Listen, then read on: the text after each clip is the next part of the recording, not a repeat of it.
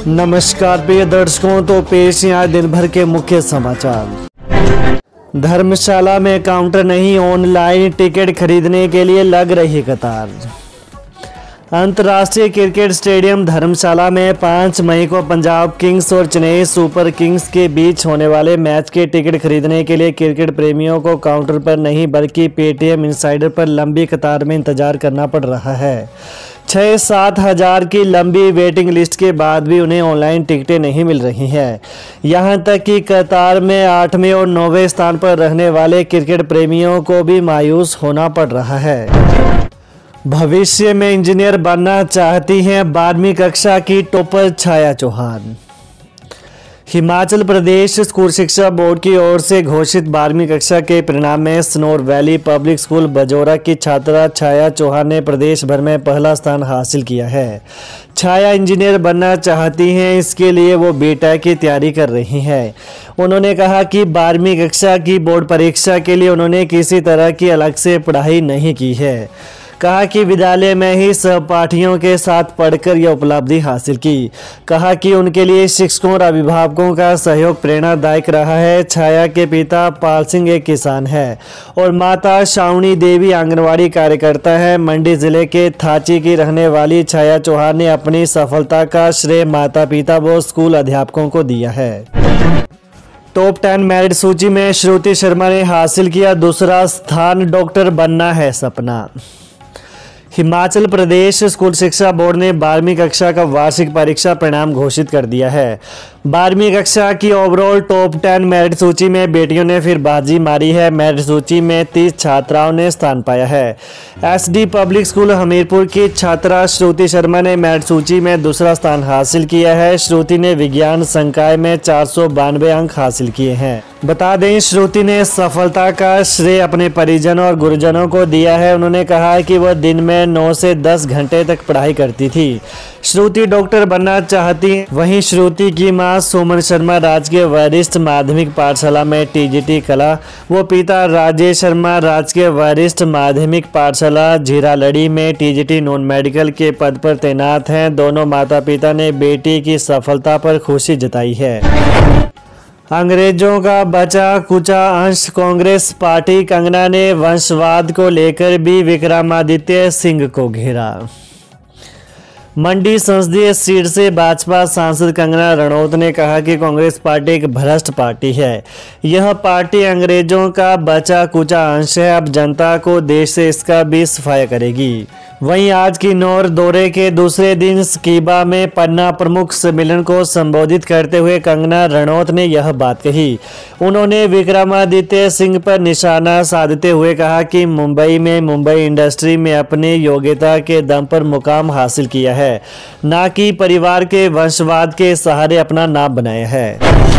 अनुराग ठाकुर बोले, कांग्रेस कब सत्ता में आएगी ये श्रीमान राहुल गांधी को भी मालूम नहीं। कांग्रेस कब सत्ता में आएगी यह अपने आप में बड़ा सवाल है। यह श्रीमान राहुल गांधी को भी मालूम नहीं है। कांग्रेस 40 पार के लिए संघर्ष कर रही है और भाजपा 400 पार के लिए आशीर्वाद मांग रही है। केंद्रीय मंत्री अनुराग ठाकुर ने आज हमीरपुर विधानसभा क्षेत्र के बलोह में नुक्कड़ सभा के बाद पत्रकारों के सवाल के जवाब में कांग्रेस पार्टी व राहुल गांधी पर यह तंज कसा है। वहीं प्रफुल्ल पटेल को दमन व दीव का निर्वाचित प्रशासक राजा बनाकर बिठाने के राहुल गांधी के बयान पर अनुराग ठाकुर ने यह प्रतिक्रिया दी है। विद्यार्थियों ने पढ़ाते हुए वीडियो बनाया, वायरल होने पर अध्यापिका ने छुरी दिखाकर धमकाया। सुंदरनगर उपमंडल की राजकीय वरिष्ठ माध्यमिक स्कूल पलोहटा में विद्यार्थियों ने अध्यापिका का पढ़ाते हुए वीडियो बनाकर उसे वायरल कर दिया। इसका पता चलने पर अध्यापिका ने कक्षा में बच्चों को बुलाकर मेज पर प्लेट में रखी छुरी दिखाकर धमकाया और पूछा कि वीडियो किसने बनाया है और किसने वायरल किया है। भनक लगते ही स्कूल प्रबंधन समिति और अभिभावक भी स्कूल पहुंच गए। इसके बाद शिकायत प्रिंसिपल तक पहुंच गई। वहीं 5 सेकंड के वीडियो में कुछ भी ऐसा नहीं था जिससे अध्यापिका को इतना गुस्सा आ गया। मामले ने तूल पकड़ा और रविवार को स्कूल प्रबंधन समिति और अभिभावकों ने इसकी लिखित शिकायत प्रिंसिपल और अधिकारियों से कर दी। इस बारे में प्रिंसिपल धनीराम का कहना है कि घटना वाले दिन वो चुनावी ड्यूटी पर थे। स्कूल प्रबंधन समिति की अध्यक्ष बनीता ने कहा कि अध्यापिका के छुरी दिखाने और धमकाने से बच्चे सहमे हुए हैं। अध्यापिका का कहना है कि वो तो वीडियो बनाने वाले बच्चे का नाम जानना चाहती थी, उनका मकसद बच्चों को डराने का नहीं था। इस घटना को लेकर उच्च शिक्षा उपनिदेशक सुशील कुमार ने कहा कि इस बारे में उन्होंने स्कूल के प्रधानाचार्य से बात की है। इसमें उन्होंने पूरी घटना के बारे में जानकारी हासिल की है। कंगना को अपवित्र बोलने वाले विक्रमादित्य खुद कब गंगा में स्नान करके आए, कांग्रेस प्रत्याशी पर भड़के जयराम ठाकुर। नेता प्रतिपक्ष जयराम ठाकुर ने कांग्रेस प्रत्याशी विक्रमादित्य सिंह पर निशाना साधा है। कंगना को अपवित्र बताने पर उन्होंने विक्रमादित्य सिंह से पूछा कि वो कब गंगा में स्नान करके आए हैं। देवभूमि में ऐसे अमर्यादित शब्दों के लिए कोई जगह नहीं है। कंगना ने महल में पलकर नहीं बल्कि अपने संघर्ष और क्षमता से फिल्मी दुनिया में अपना नाम कमाया है। ठाकुर ने कहा कि 4 राष्ट्रीय पुरस्कार और पद्मश्री कोई खैरात में नहीं मिला है। विक्रमादित्य के पास मुद्दे नहीं है, 15 माह में एक भी काम नहीं किया है, इसलिए वो इधर उधर की बातें कर रहे हैं। प्रदेश में सड़कों की हालत दयनीय है। नारी शक्ति का अपमान कांग्रेस की आदत बन चुकी है। करसों के पुराना बाजार स्थित राम मंदिर मैदान में पन्ना प्रमुख सम्मेलन में जयराम ठाकुर ने कहा कि सैकड़ों संस्थानों पर ताला जड़ने वालों को प्रदेश की जनता अब चुनाव में सबक सिखाएगी।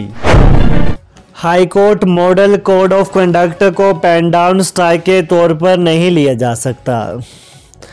प्रदेश हाईकोर्ट ने आदर्श आचार संहिता के कारण कर्मचारियों की नियुक्तियां और पदोन्नतियां रोके जाने को गंभीरता से लेते हुए मुख्य सचिव को इस बाबत स्पष्ट निर्देश जारी करने के आदेश जारी किए। कोर्ट ने कहा कि मॉडल कोड ऑफ कंडक्ट को अघोषित पेन डाउन स्ट्राइक भी कहा जा सकता है, जिसकी आड़ में सरकार के रूटीन कार्यों सहित सामान्य कार्य भी रोक दिए जाते हैं। वहीं न्यायाधीश तरलोक सिंह चौहान और न्यायाधीश सुशील कुकरेजा की खंडपीठ ने पदोन्नति से जुड़े मामले का निपटारा करते हुए यह आदेश जारी किए। कोर्ट ने कहा कि हाईकोर्ट में मॉडल कोड ऑफ कंडक्ट की आड़ में रोकी गई कर्मचारियों की नियुक्तियों और पदोन्नतियों से जुड़े मामलों की बाढ़ आ गई है। कोर्ट ने कहा कि अब समय आ गया है कि सरकार इस संबंध में जरूरी निर्णय ले। मॉडल कोड ऑफ कंडक्ट को पेन डाउन स्ट्राइक के तौर पर नहीं लिया जा सकता है। नगरोटा बगवां में उबले प्रदेश के कर्मचारी पेंशनर्स।